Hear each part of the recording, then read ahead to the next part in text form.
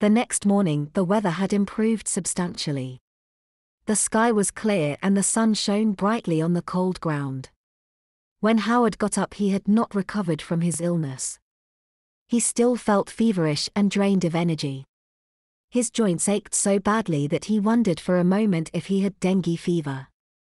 Howard had read of an outbreak of the mosquito-borne disease in a Reader's Digest article while he was waiting in the urologist's office and remembered the hideous symptoms of the painful disease. His professional excursions into the field often took him to secret chemical dumps guarded by swarms of hungry mosquitoes.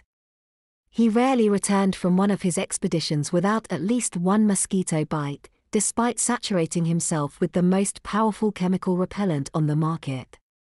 Since he had read that there was no treatment of the disease other than a palliative treatment of the symptoms, he decided to stick it out and see what developed. Besides, he didn't have the characteristic measles-like skin eruptions and the high fever associated with the disease. If he had dengue fever, he would be over it in 7 days at most.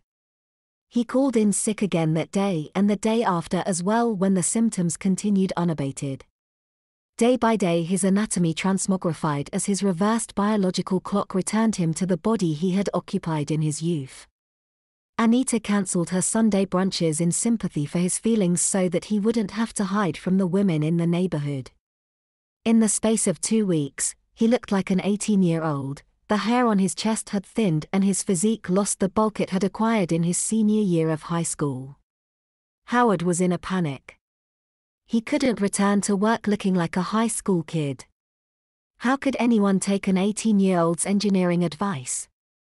He'd be laughed out of the boardroom. What would his mistress say? After he considered Barbie's likely reaction to his newfound youth, he convinced himself that Barbie would be even more attracted to him. Barbie was such an empty-headed tart that she'd probably like having a teenager for a boyfriend. About the only male intellectual equals Barbie had were 15-year-old boys. His regression might make her feel more at ease and therefore more accessible to his passions. After thinking about it for a few hours, he concluded he might be wrong in his initial estimation of Barbie's reaction to his change. He decided that he was right that Barbie would probably be untroubled with his new age. The only problem was that she'd probably be too comfortable. Barbie might unilaterally decide that their age difference entitled her to become the ascendant individual in their relationship. The idea that she would try to boss him around had never occurred to him before. He had always been the one who made the decisions and it had never crossed his mind that she would react any differently. Suddenly, he was seized by a mental image going to a restaurant with her and being shushed by her so she could order their meal. He imagined how he would wince in embarrassment when she refused to order his customary beer for him and request that the waiter bring Coca-Cola for him to drink instead of an adult drink.